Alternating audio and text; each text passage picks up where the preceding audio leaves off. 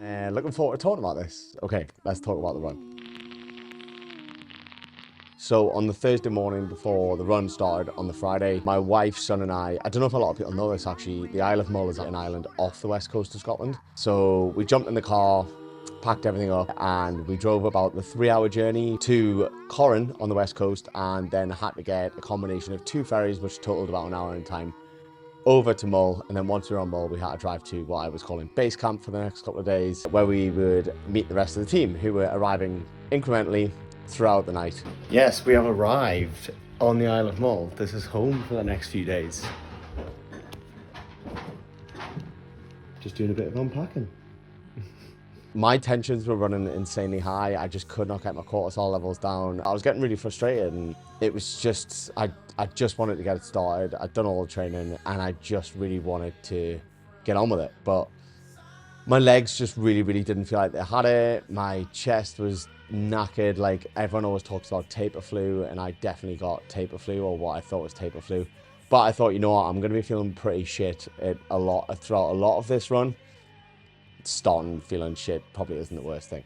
In the hours up until 8 p.m, which was race start time, kind of just took it easy, went out for a nice lunch with everyone, and just ate a lot of carbs. I think it was like 5 days previous, I started carb loading, and just like with every meal I had with everyone else, I would just eat like a big bowl of white rice, just trying to get the carbs in. Once it hit about 4 or 5 p.m, I did a full team briefing, confirmed with everyone where they needed to be and when, and what food and what supplies I needed at each aid station. It just depends what mood I'm in at that aid station, but we'll just see. And once that was done, I kind of chilled out, stuck a film on, had a cuddle with my son on the sofa, which is actually very nice. He's not usually cuddly. With about an hour to go, I started getting ready, getting my clothes on. And luckily at base camp, where we were staying, my best friend and one of my pacers had a house right next door, and he has a gym. And about half an hour to go, I went into the gym, I locked the door, I got some music on, started warming up and just stretching. With about 10 minutes to go, I started hearing like a loud noise outside, and a lot of the community, about 20 or 30 people, had arrived at base camp to see me off, which was super nice, but also didn't help with the anxiety. Before I knew it, someone stuck their head in and said, "It's 8:05, Jamie, like you need to go." So I kind of just got my stuff together, stuck everything in my runner vest, and kind of just went, said a very quick hello and thank you very much for coming, everyone. Well, I am running a little bit late.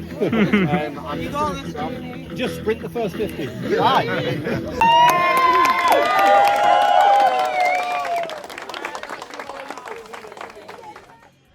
And that was it. I was off. And it was just me for the next 24 hours. And it was a weird feeling. It was kind of serene, but also just like my adrenaline was pumping so much when I set off, and I was just trying to calm myself down a lot. Thank you to everybody around Aros Park and Aros Gate who came to say bye, and the rest of them all. I'll see you all tonight and tomorrow. Keep tuned, everyone. Peace. As I said before, I briefed everyone. Everyone kind of knew what they had to give me, where they had to be and when, which was great. And the team were absolutely fantastic. And I was very impressed by them all, because quite a lot of them have never done this sort of thing before, and they were relying on me to sort of tell them. What are you getting changed into? You're refreshing your socks? Yeah, those ones. These are just way more comfy, and like I knew my feet were going to get wet there. Coffee. Yes, please, coffee. Was that worse than you thought, better than you thought? Or No, it wasn't. It was not as bad as I thought. Oh, good. Sam was a legend. Nice. Every 15 miles into the run, there was a new aid station. Oh, John, Yeah. Have you got a battery and a charger? Yes. Someone grab that now, please. Sorry. No, tight. Sorry, but not. Ah. Every 15 miles, I would give it half an hour more, and the next 15 miles, because I figured I was going to get slower as it went on. So Jamie's going to come down here. So yeah, it was just kind of a case of get in, get sat down, tell everyone what I needed, whether it was like Vibro going to massage, or like I want Coke because I'm feeling low in sugar, or I need this fuel, I need this fuel, and kind of just sitting down and filling it all in as I went. Right. I'll have those noodles, please. Right. High points, low points. Sally's asked us to ask you. I don't actually know. I'm a bit unprepared for that question. All right, no problem. Don't answer it. I was very conscious the whole time that I didn't want to sit down at an aid station too long. The last thing I wanted was to seize up. And yeah, like I said, I was very conscious of that. And I believe I timed it quite right, but Yeah, like towards the end of some of the legs, I could definitely feel my body like being like, Jesus, we need that aid station to come sooner rather than later. So when they did come, they were an appreciated gift, let's say. But yeah, like the aid stations went pretty well overall. Oh, my favorite leg. Like, it's really, really hard. If somebody has never been to Mull, it's quite hard to describe, but the Scottish Highlands in general are beautiful, but that's the mainland. And when you go to the inner and then the outer Hebrides, Mull sits in the inner Hebrides, it's just absolutely stunning. And I've been to this island a lot of times before. We have friends that live there, and it just blew me away. It was honestly just like something out of Lord of the Rings. It was wild. So the sections kind of like were good for different reasons. There was ones that were cooler than others, and there's ones that were more interesting. There's ones that technically running wise were quite a lot of fun. But the one with the best views, hands down, was Lochbar to Kilninian. And I ran that with my pacer Jack, who is a fellow runner and like was quite strong. And we just, although we had a 4-mile uphill section, it also meant after that we had a 4-mile downhill section, which was lovely. And as we hit that downhill, it just opened up and you had the sea on one side and then just mountains on the other side. And it was just stunning. It was just absolutely beautiful. And when I think about this run a lot, I think about that section. So that's probably the section that I take home as the most memorable. The nighttime section from Lochbuie over the cliffs to Cusaig was pretty tough. It was a lot of climbing in the dark, couldn't see the summit, did not know how much further I had to go. Luckily, my pacer at the time was a guy who lives on the island and lives in that area and runs it all the time, called Sam. And although he couldn't give me a perspective of how far we had to go, he just kept my spirits high, and we just kept chatting the whole time. And that was like the third leg, so I was still pretty fresh. I think it was like 1:30 in the morning we started that climb and finished at about 3 a.m. But yeah, that was like memorable for how tough it was. But if you're asking me what the actual toughest section was, it's got to be the second last section, which was from Dervig around into Saughan, which is through an estate called Glengorm, which is actually my favorite part of the island. But that was about 85 miles in, and that was when I just hit my wall. It was, what can I say? I came into the section before that really, really good, strong, and 70 miles in. And I think all my aiders were like actually quite impressed with how strong I came in. And then we left and I was feeling good. And then we started this climb that was a few miles and I just hit a headwind. And when we got to the peak of the climb, about to go down the valley, it just got so much worse and the wind came off the sea. And as we came down that valley into Calgary Bay, the headwind kept up. And I think in total, it was a headwind for about 10 miles. And in the combination with getting a cold because of that headwind and having to put extra effort in, even though you're going downhill, it felt like you were running uphill, it just got the better of me. And by the time I got to about 85 miles, my legs were cooked. I was freezing cold. My core temperature just was ice. And I just really, really, really felt like chucking it. And for me, that section was definitely the worst. There was points where I just couldn't think how I could even go on any further, especially when I started getting into like 90 miles. And it's weird to say because 10 miles isn't really that far. But yeah, it was very hard to see the end at that point. So that was probably the worst part. And you can just get us done. Yeah, you do. You've got it, mate. You've got it in you. You know you've got it. We've got uphill. You've got uphill and then it's down. And Aye.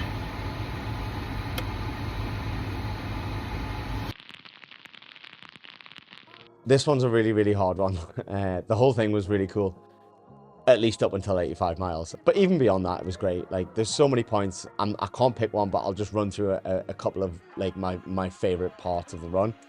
The night part, although it was really tough, was very, very cool. And that was down to my pacer at the time, Sam. He made it a total pleasure, and we almost just had a laugh, and it was a lot of fun. And it was quite cool getting up to the top of that cliff and kind of looking back and just sort of seeing the sun start to rise, and just being like, wow, that I've done one of the highest climbs now. That was a big buzz at the time. Really early on the run, I ran through a place called Salin, and they were ringing the church bells, and people were out cheering. That was really cool. Yeah. Thanks, guys. See you later. Have a good night. Go, Jamie! Woo!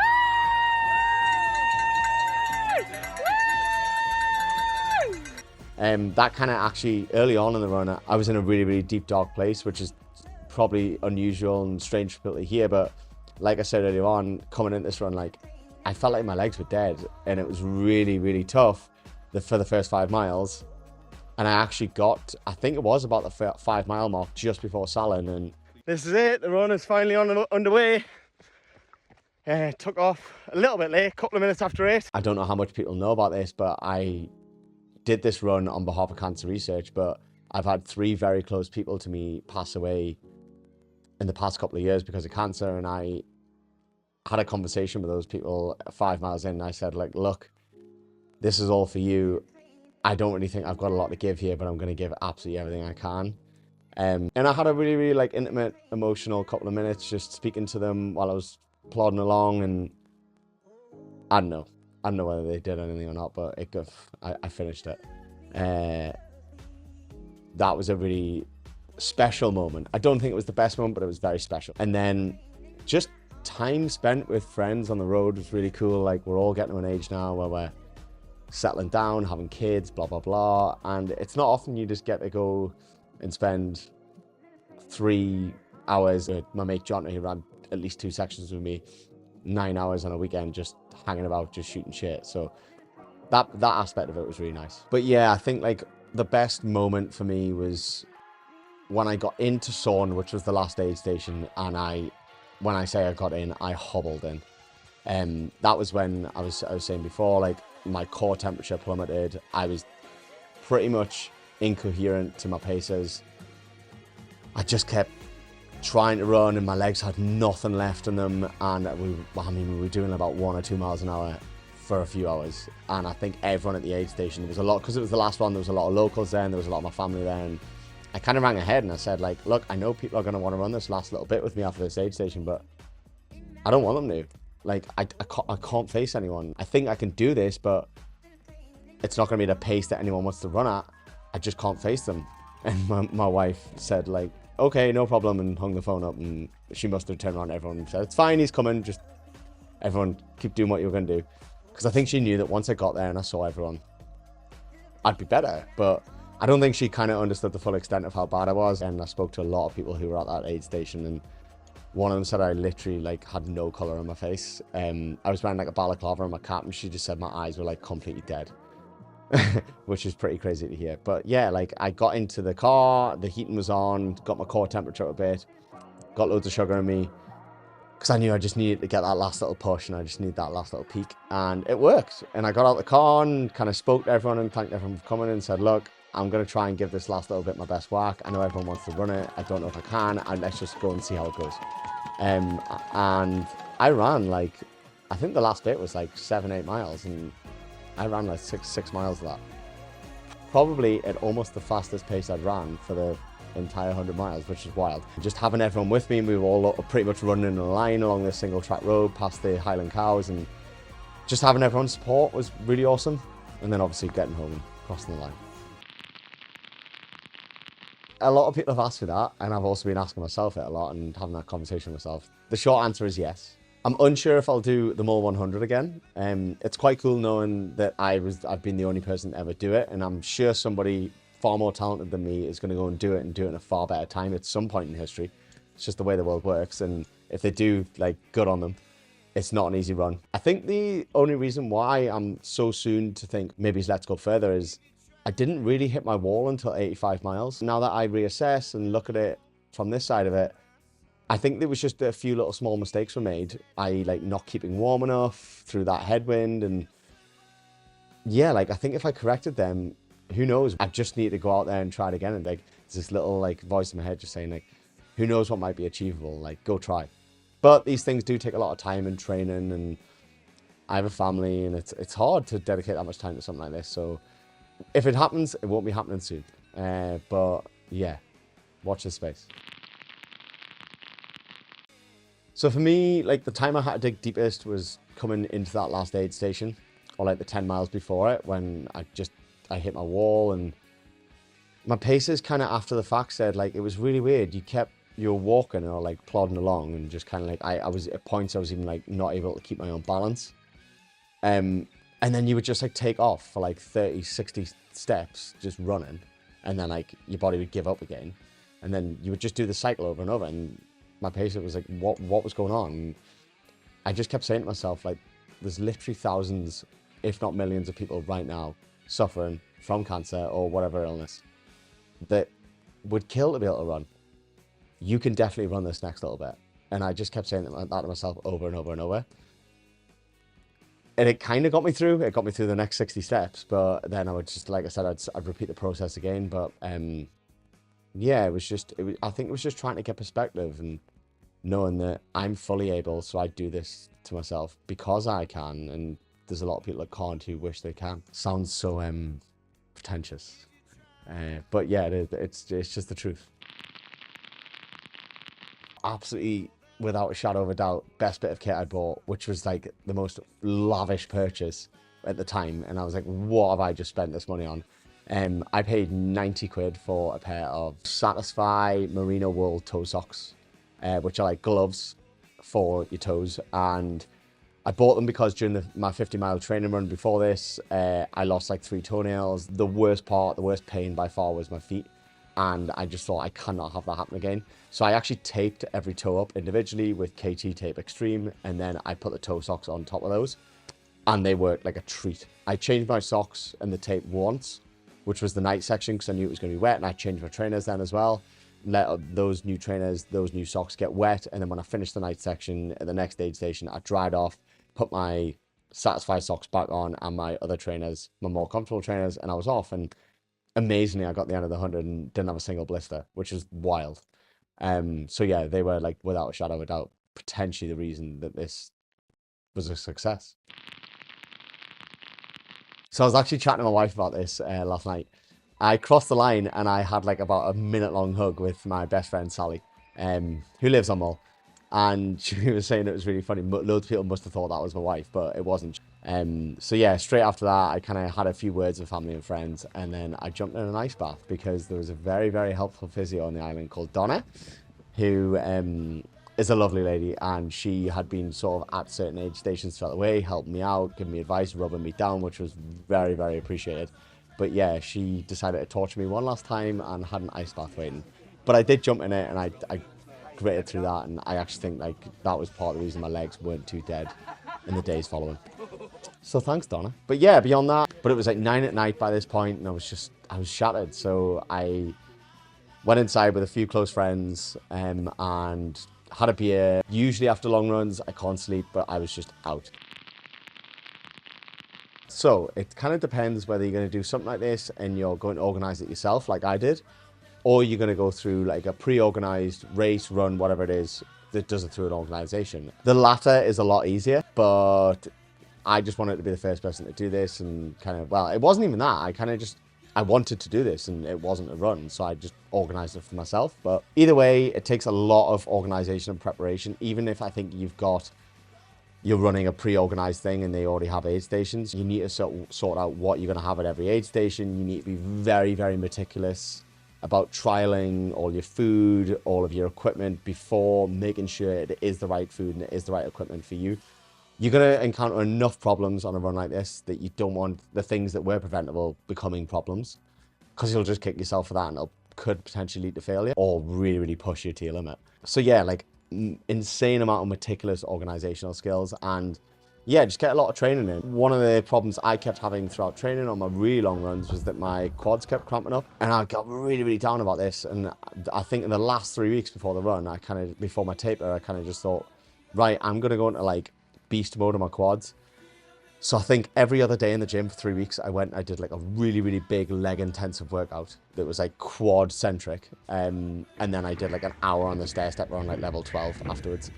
And like, that was like utter torture, but I really, really think it paid off in terms of improving my endurance. So that training and preparation and identifying things and being very analytical about what was going on with my body throughout training and then assessing those issues, I think really, really helped.